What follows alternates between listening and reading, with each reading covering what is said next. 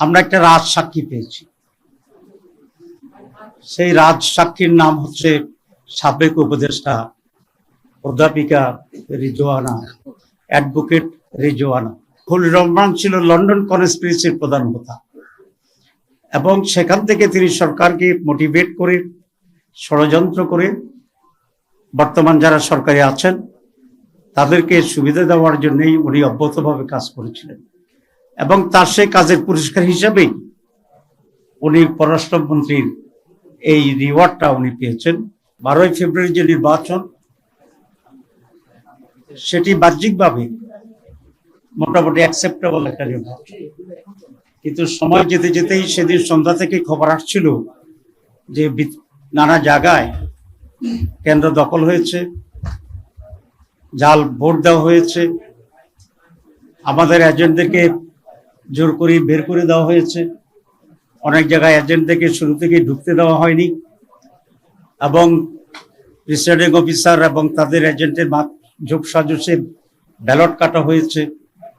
ব্যাপক অনিয়মের খবর আমাদের কাছে আসছিল এবং আমরা সেটি আপনাদেরকে জানিয়েছি। প্রায় 53টি আসনে আমরা অফিসিয়ালি আমাদের অভিযোগ দাখিল করছি এবং সেই ভিত্তিতে ফার্দার আইনি যে লড়াই, সেই লড়াই অব্যাহত আমরা রাখছি এবং রাখব। কিন্তু গতকালকে আমরা একটা রাজ সাক্ষী পেয়েছি। সেই রাজ সাক্ষীর নাম হচ্ছে সাবেক উপদেষ্টা অধ্যাপিকা রিজওয়ানা, অ্যাডভোকেট রিজওয়ানা। তিনি একটা সাংবাদিকের সাথে কথা বলে এটা প্রকাশ করেছেন যে আমরা যারা তার ভাষা নারীদের উপযুক্ত অধিকারকে নিশ্চিত করতে পারে নাই, তারা বিরোধী দলে থাকলেও আমরা কিন্তু তাদেরকে মূলধারা বা প্রধান শক্তি হিসাবে আমরা আসতে দিই। তাহলে বোঝা যায় আমরা যে ইলেকশন ইঞ্জিনিয়ারের যে কথা আসছিল বা আসছে, সেটাকেই উনি নিজেই স্বীকার করে রাজ সাক্ষী হয়েছে।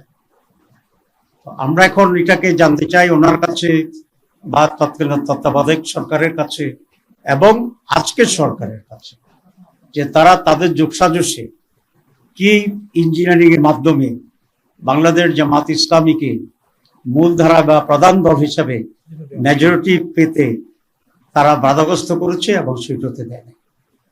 এবং আমরা এটাও জানতে চাই মাননীয় সাবেক উপদেষ্টার কাছে যে ইঞ্জিনিয়ারিং এ ওনার সাথে আর কারা কারা জড়িত ছিল, পুরা গভর্নমেন্ট ছিল নাকি গভর্নমেন্টের একটি শক্তিশালী অংশ ছিল যারা নির্বাচনকে প্রভাবিত করেছে এবং তাদের ডিজাইন অনুসারে সেখানে ডিসি, এসপি, টিওনো, ওসি, প্রিসাইডিং অফিসার ইত্যাদি নিয়োগ করে আইন শৃঙ্খলা পরিস্থিতির লোকদেরকে নিয়ন্ত্রণ করে তারা তাদের এই কাঙ্ক্ষিত যে সংখ্যা, সেই সংখ্যায় একটি দলকে জিতানোর জন্য তারা ব্যবস্থা গ্রহণ করেছিল।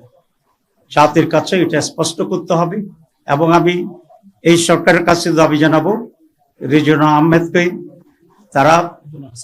রিজওয়ানা হাসানকে তারা কিভাবে জিজ্ঞাসাবাদের আওতায় আনবেন এবং আওতায় এনে তার কাছ থেকে পরিষ্কার যে সিচুয়েশন তিনি তৈরি করেছিলেন সে সম্পর্কে ওনারা জানবেন, আমাদেরকে জানাবেন, দেশবাসীর কাছেও এটা পরিষ্কার করবেন। আমরা নির্বাচনের আগেও কয়েকজন উপদেষ্টার ব্যাপারে অভিযোগ এনেছিলাম এবং আপনারা দেখেছেন ইন্টারিম গভর্নমেন্ট নিজেকে তত্ত্বাবধায়ক সরকারের সমপর্যায়ে নিরপেক্ষ সরকার হিসেবেই প্রতিবাদ করেছিল এবং সে ভূমিকায় তারা আছে সেটা তারা বলার চেষ্টা করেছিল। এবং একটি নীতিগত কথা ছিল যে ইন্টারিম গভর্নমেন্টে যারা দায়িত্বে থাকছেন উপদেষ্টা হিসাবে তারা কোনো সরকারে দলীয় সরকারে তারা কোনো ধরনের অংশগ্রহণ করবেন না, কোনো মন্ত্রিত্ব গ্রহণ করবেন না। কিন্তু শুরু থেকেই আমরা একজন ব্যক্তিকে ইন্টারিম গভর্নমেন্টের যিনি আমাদের প্রতিরক্ষা উপদেষ্টা ছিলেন, তিনি প্রথম দিনেই খলিল রহমান সাহেব পররাষ্ট্রমন্ত্রী হিসেবে শপথ গ্রহণ করেছেন, যেটা তিনি তার আগের শপথের পরিপন্থী কাজ করেছেন।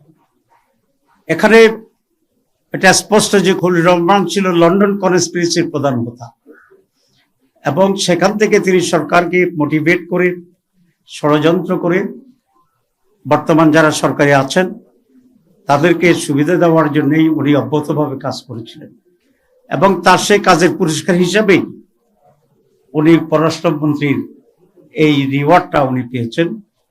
এতে আমি বিস্মিত হয়েছি বিএনপির ব্যাপারেও, কারণ বিএনপি কি এতই তার লোকজনের সংকট আছে যে একজন বিতর্কিত ব্যক্তি যিনি ইন্টারিম গভর্নমেন্টে থাকার সময়ে বিএনপির নেতা সালাউদ্দিন সাহেবই তার বিরুদ্ধে বক্তব্য রেখেছিলেন এবং তাকে সরকারের থেকে বের করে দিতে বলেছিলেন।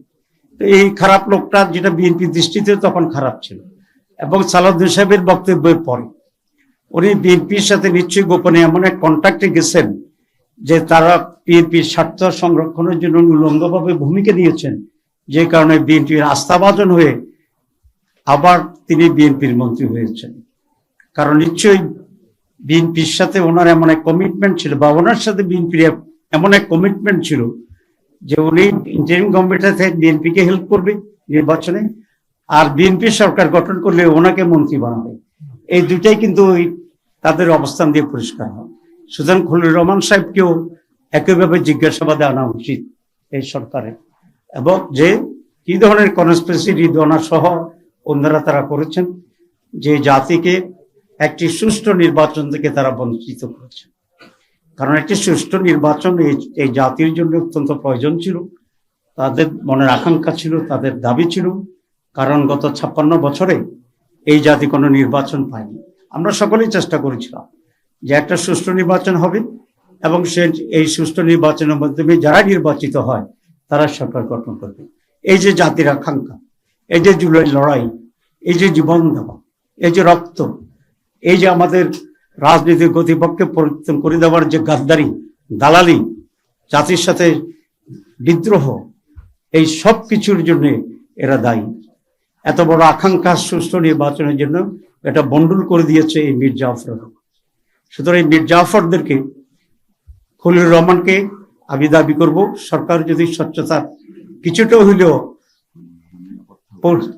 পরিচয় করতে চায়, এবং সেই খলিলুর রহমান তো নিরাপত্তা উপদেষ্টা, আমি বলছি ডিফেন্স অ্যাডভাইজার ছিল, নিরাপত্তার অ্যাডভাইজার ছিল, তো তাকেও মন্ত্রিসভা থেকে বের করে দেওয়া উচিত, এবং তাকেও জিজ্ঞাসাবাদে এনে ষড়যন্ত্র কি হয়েছে সেটাকে বের করা উচিত।